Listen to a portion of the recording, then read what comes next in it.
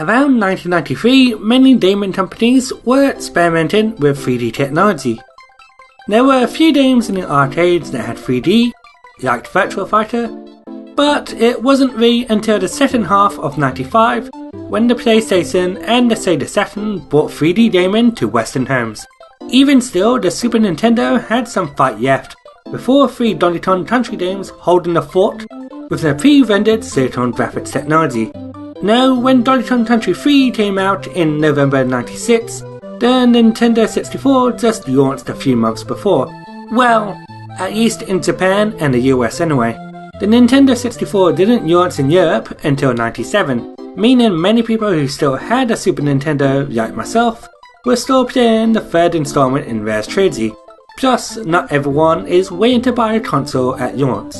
Greg Mayles, the lead designer of the first 2 games, and the majority of his team were busy developing games for the N64, so DKC3 was handled by the remaining team, led by Tim Stamper, Paul Weaver, and Andrew Collard.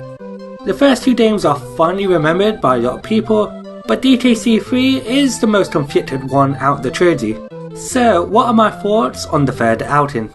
Like Donkey Kong Country 2, our ape who has his name in the title isn't playable. Sorry, DK.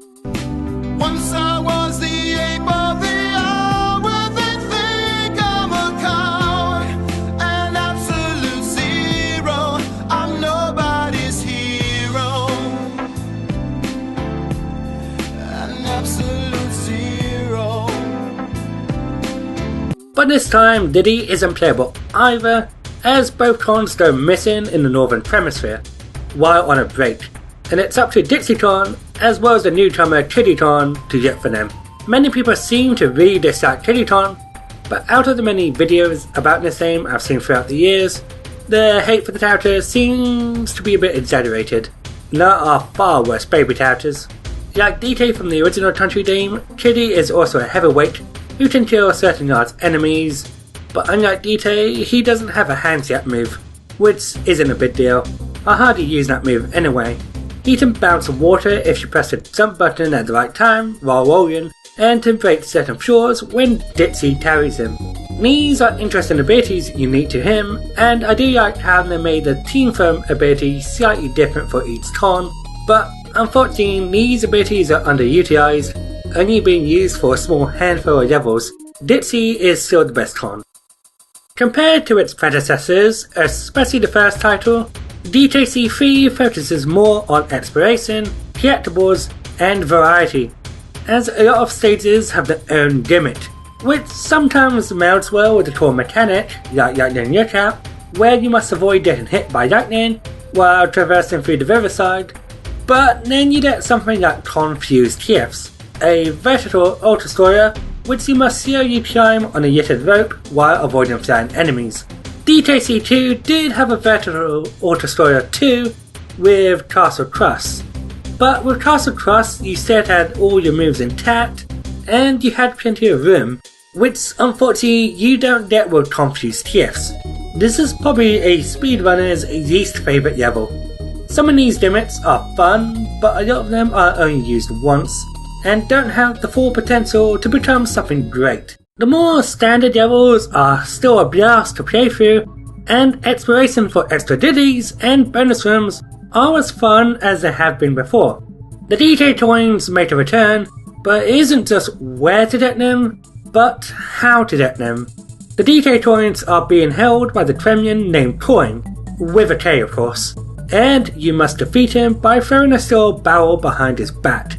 It starts off simple, but as you play through the game, it can become more like a challenging puzzle. The bonus rooms are just as fun as they were in DKC2, but DKC3 introduces a new bonus challenge type with collecting the green bananas, which are a neat addition. The DK coins are still the main focus for getting the fortune piecing, but new to the series are the banana birds, which are gathered in the overall map, as they can be found in hidden caves, playing Simon Says, and trading items with local residents.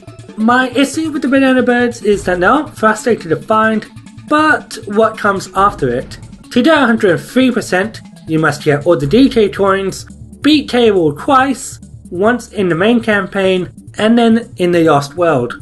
After that, you gain the Gyrocopter from Funky to gather up the remaining 3 banana birds. Once you do, you meet with the banana bird queen, who hunts down K-Rool in a comedic cutscene, and it just ends. It felt anticlimactic and probably would have been more satisfying if it just ended with the Lost World K-Rool fight, or if they added a new hard stage to let the last bird when you acquire the Gyrocopter. There is 105% completion if you repeat the game on a harder difficulty, but after doing the 103% playthrough, I was kinda done. Maybe in the future in my spare time. Visually, the game looks amazing, and presses the Super Nintendo to its absolute limit, which you can tell by a few moments when the game frame rate slows down. While not being as recognizable as DKC 2's pirate theme, I do enjoy the Holiday Villa theme, which was probably inspired by the Lake District in the UK or the Canadian Alps.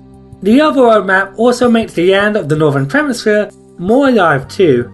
David Wise is back, but unlike the first few games, he only composed few of the tracks, like the menu theme and Winty's Save Room.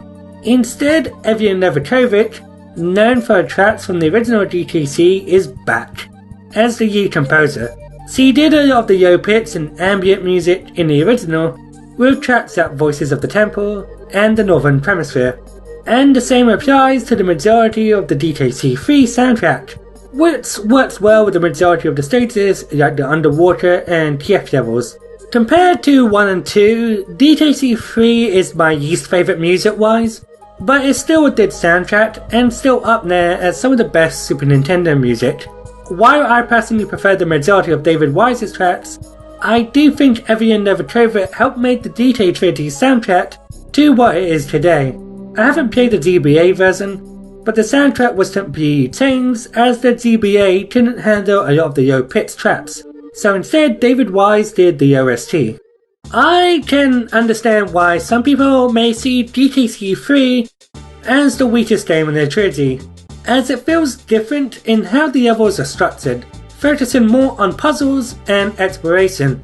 I still love it, and personally I prefer it over the original, but it does have some issues, like how it ends and how it doesn't commit to some of the more bizarre designs.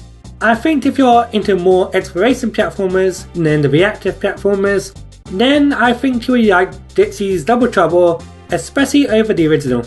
Now, out of the 3, Diddy's Conquest has the perfect blend of exploration and platforming. This is the last of Rare's DKC game, and would also be the last DKC game until in 2010, with Retro Studios taking the helm, with Donkey Kong Country Returns. Until then, I see you soon.